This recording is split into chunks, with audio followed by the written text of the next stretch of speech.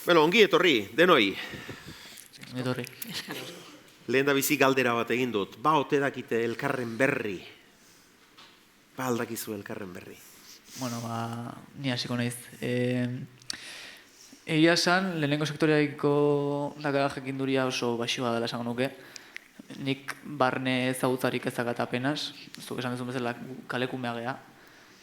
Egia da, bai, kontziente naiz oso sektore garrantzitsua dela, nire etxean beti erakutsi jate garrantzi handiko kontua dela, adibidez, bertako produktuak eta erostea, edo baserritarrei erostea. Eta aldi berean kontziente naiz, krisialdi baten dagoen sektore bat dela, gazteon erreleboa beharrezkoa dela, eta lan baldintzak ere ez direla onenak gaur egun. Baina hori, berez barrutikan ez dut inoiz bizitu lehenengo sektorea, beraz, hori da nire ikuspuntua. Urruneko zerbait da zuretzat. Hori da. Praktikan. Hane, Artzain eskolako irakaslea, zein da zuen ikasleen profila? Adina, jatorria? Adina, media, azkeneko 28 urte hauetakoa, 28 urte bitartu hortan da. Alegia, beste fase baten darenak. Eta erdia, 320 ikasle pasatxo pasadie, erdie baino zerbait geixo, landa ere muti datozenak, bai? Aktibidade maila ondigo txikiokin baino landa ere mutik, eta bestea kaleko jendea. Igual ikasketatik bideratuta. 140 bat edo izan daitezke? Bai, azken urtotan aldatuz junda, hasiera batean landa ere muako jendea zan batipat, baina pixkanaka pixkator 60-40 horra. Izu harritu nahu datu horrek? Eta zeren bila joaten da kalekume bat? Bueno, kalekumeak ere batzuk abokatuk egiten die, baserriko abokatuk egiten die, kalekume batzuk erotzak, ez dakit, alegie, sena hori sentitzen dute, edo badaukate adin horrekin batipat, Baina 6tik 4 asko da? Bai, bueno, hoxe da. Asko da? Ondo da. Gero beste kontu bada, zenbatek seitzen duten guztioitatik sektorean, baina gerturapen hori adin hortan, bai. Joseba, asko urruntzen alda zuen ikasleen profiletik? Bai, asko urruntzen dago, oso hiritarra era, oso urbano era. Eta gaina, bueno, elkarrezketa eta prestatzen genuenean, eta ondoren hitz egiten genuen errepikatuko dut, ez? Eta nik uste oso importante dela. Kontutan izan behar dugu, gure ikasle, guk personok ikasten dugu beti daukagun oinarriaren gainen. Batek ikasten du, oinarri badauka, txikitatik nolabait eraikitzen duguna, eta orduan, esperientzia berriak ditugun neurrian, juten geran nolabait, geruza bat bestiaren gainean jartzen. Momentu honetan, hiritarra edo oso hiritarra den eskola edo ikastola baten kasuan, edo ikasleen kasuan zer gertatzen da? Berein oinarrietan lehen sektorea, apenas, bai, atzeira egin behar dute, belaunalditan, akaso aitona monak, izango du basarririk edo, eta zuk bereiekin sektore ekonomikoen inguruan hitz egin behar duzunean, bereiek ikasten dute, daukaten geruzen gainean, eta geruzak dira bere gurasoak, bere aitona monak, eta momentu honetan zer gertatzen da, bere gurasoak direla neurri handi baten 3. sektorekoak, bate bat izan daiteke 2. sektorekoa, ezka aitona monak hauen kasuan ere, dira 2. edo 3. sektorekoak. Horan, zaila da guretzat nolabait gerturatze, bereik sentiaraztea nolabait lehenengo sektore berein gandik gertu dagoela. Konexio horiek zailak dira momentu. Bueno, belaunaldiak aipatu dituzuen irakasle eta zuzendariak, Mikel, zeure kasuan, zenbat belaunaldi atzera egin beharko zenuke, lurrari edo itsasoari loturiko norbait aurkitzeko zure jatorrietan? Bueno, 3 egin beharko nuke. 3 belaunaldi atzera. Bai, egia da nire amona izan zela, baserrian jaio izan zen azkenan, nire familian, baina lehen sektorean lan egin zuena, azkenak nire birraitonak izan ziren Andoaineko baratzan eta Ondarroako portuetan. Aritz, begira da unibertsitatean edo lanbide heziketan jarria izango duzu, pentsatzen dut. Lehen sektorea ez dago zure aukeren artean. Gaur egun ja gutxigo, baina adibidez DBH lauen neola, bi ate bezala ireki zitzaizkidan, bata batxillergoa, iten nahi naizena, eta bestea bai Fraisoro eskolan, iteko erdi mailako ziklo bat edo, eta behin hori amaitua edo, bai goi mailakoa Iruñan odola itea, baina azkenen hainbat faktoregatik eta batxillerran sartu nintzen, eta hori. Ez dut atea izten, oraindik, agian buelta naiteke edo jo naiteke. Bueno, agian 26-28 urterekin hartzen. Eta zuen aukeren artean, Mikel Markel, ez aldago lehen sektorea? Oso urrutiko zerbait alda? Egia esan da bai. Uste oso hiritarrak gehala. Eta, bueno, Markel, uste ez duk ere ez. Gogoratu, galderarik egin nahi bazeniete, Gipuzkoa Plaza aplikazioaren bidez, bidaldezak ez duela. Claro, eske ulertu harra dago, nahi zaitela, nahi eta nik uste gure inguruan orokorrean etzaigula burutik pasa ere egin. Zuen gelakideen artean ere ez dago inor mundu horrekiko hurbiltasuna edo jakin-mina edo izan dezakeenik? Lagun baten bate on daiteke, baina batik bat familiakin lotura dakalako eta animaliako oso gustuko ditulako eta gogeian bere etorkizunarekin oraindik ez dakalako oso argi zer egin. Baina nire kasuan adibidez, eske niri ez zait sekula burutik pasa, lehenengo sektoretik jotzea, eske ez diate inoiz ere proposatu. Ia, medikuntza proposatu jate, zuzenbide proposatu jate, ezkuntza markoan hainbat arlo proposatu izkiate, baina lehenengo sektorea ez diate inoiz eskaini. Eta nik uste hori pixkat faktore bat dala. Ematen du sektore honetatik jotzeko familiako gertukon bat euki behar dezula. Eta nik uste hori dala horregatikan nagusiki begira da, beste leku batzutan jarrita dakat. Bueno, jatorriak dezente markatzen duela ikusten ari gara, Agurtzane, zein da zure jatorria, nondik zato, zerk eraman zintuen Artzain eskolara?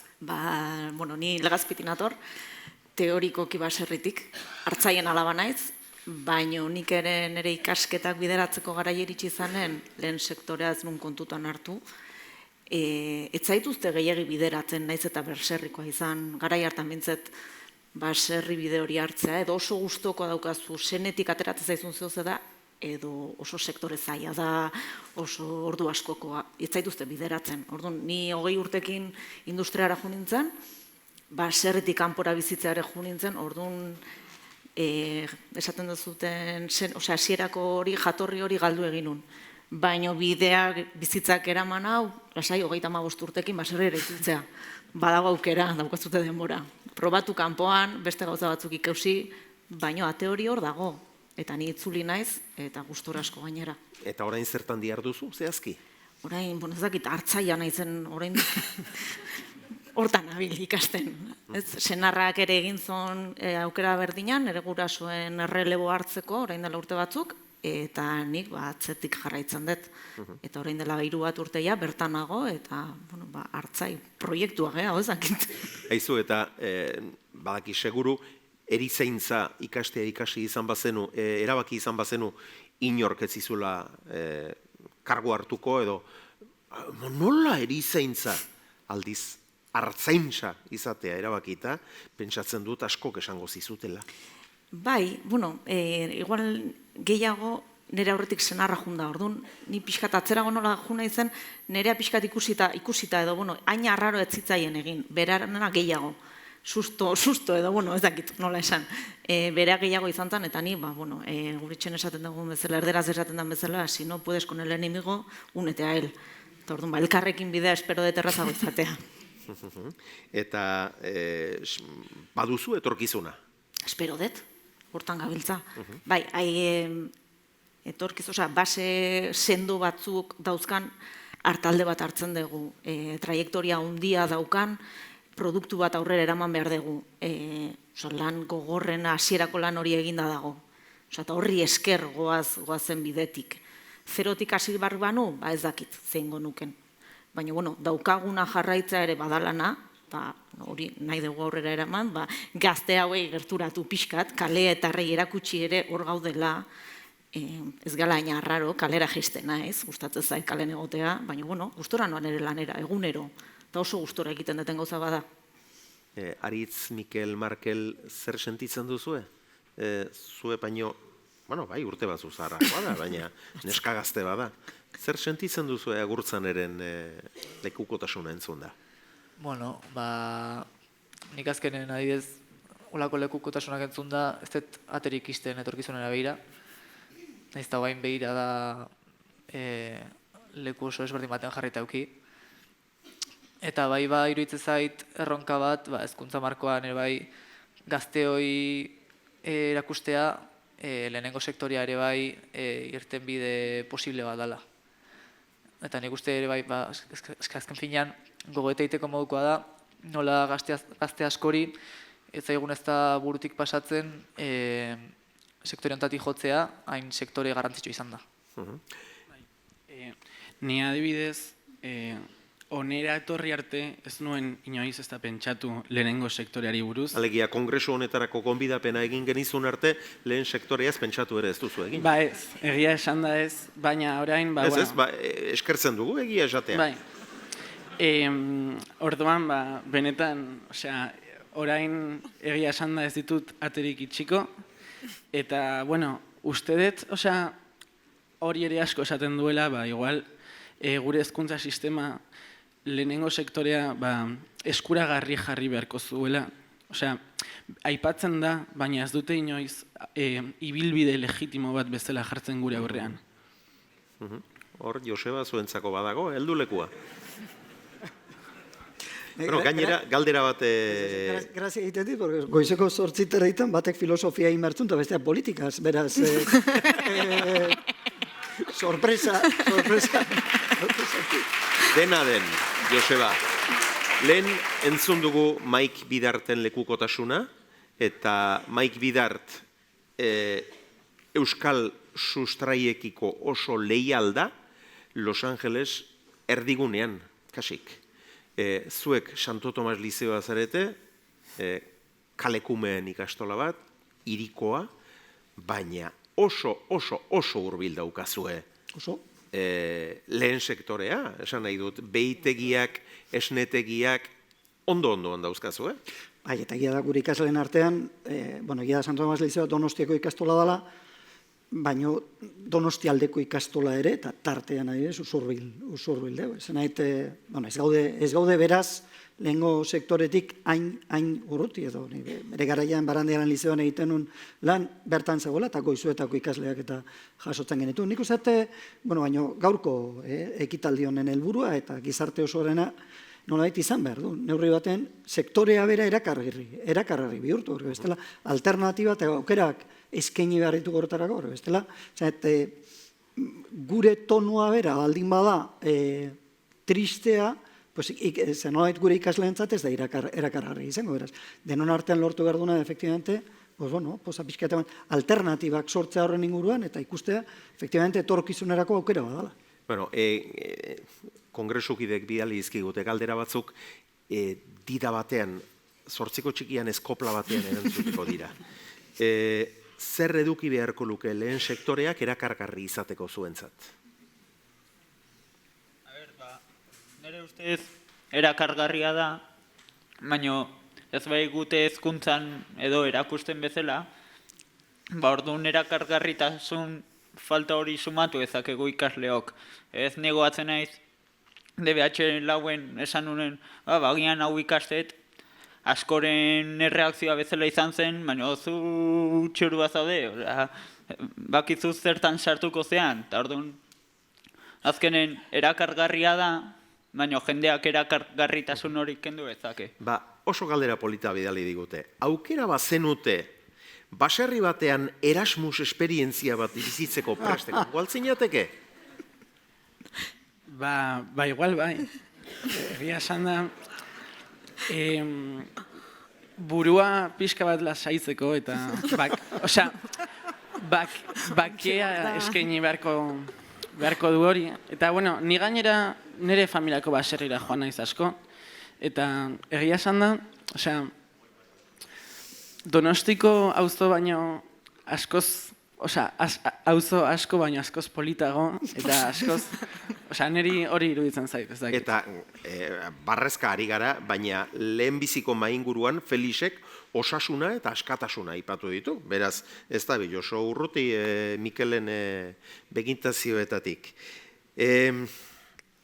Ane, honek zuretzat balio dezake, lehen sektoreri gabe zer litzateke Euskal Herria? Edo mundua bera?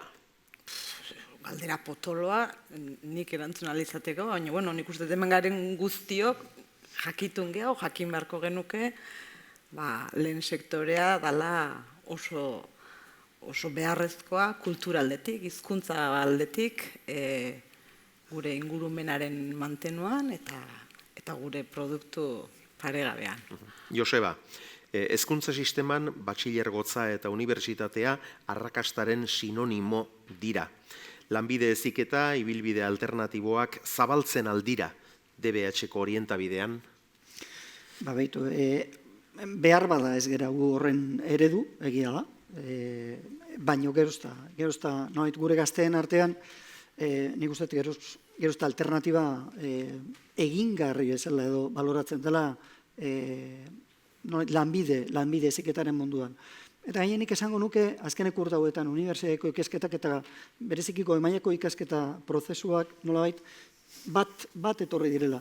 De hecho, nik esango nuke, unibertsitatea ari dela ikasten goi mailako heziketa zikloetatik, ez? Zer den fabriketan edo lanbideetan esperientzia hori praktikak, beraz nik ez detorren besteko diferentziarik ikusten. Ikasle asko eta asko dira, lehenengo autu ezela unibertsitatea aukeratu arren, bigarren urterako paus hori ematen dutenak edo lehenengo hasi, eta gero txertatzen dira lan merkatuan eta deslo hilbide oso politak. Azken galdera, nik uste, izenik ez dute jarri, baina nik uste gure hartzaintzaren zadela. Animaliekin lan egiten dutenek ez dute jaiegunik. Nola uztartzen dituzte lana eta divertimendua? Jai egunik ez, baina jai orduak bai. Egun guztia ez gaude hor. Eta, askorentzat, nik adibidez nire kasuan gustatzen zait kalera jutea, ume txikiak ditu, gustatzen zait parkera jutea. Beste batzuentzat, mendian paseo bat ematea da beraien, azkenen guk bilatzen ditugu gure, ez gea esklabuak. Gustora gauden tokian. Guretzat kalera jutea, batzuentzat nahi gustatzen zaiten bezala, beste batzuentzako pekatua da, gustora dauden tokian. Ardiak ikustera joan, basoa buelta bat eman, txakurrarekin atera. Hori guretzat ez da lana, gustora gaude hor, horregatik aukeratu dugu. Ezin dana da konparatu industriako ordutegi batekin, soldata batekin. Baina beste gauza asko ditugu onak eta horregatik aukeratzen dugu. Nik uste sektorea aukeratzen dutenak obligauta batzuk bai, igual atzetik datorkiolako edo, baina orokorren aukeratzen dugun gauza badalako, eta ez gatontuk. Osea, aukera horiek gure bizitza hobetzekok dira. Eta gustura gaude egiten dugunarekin. Ez algen dituen mezu positiboak behar. Horratx! Behar honda izuela, eskerrik asko denoi!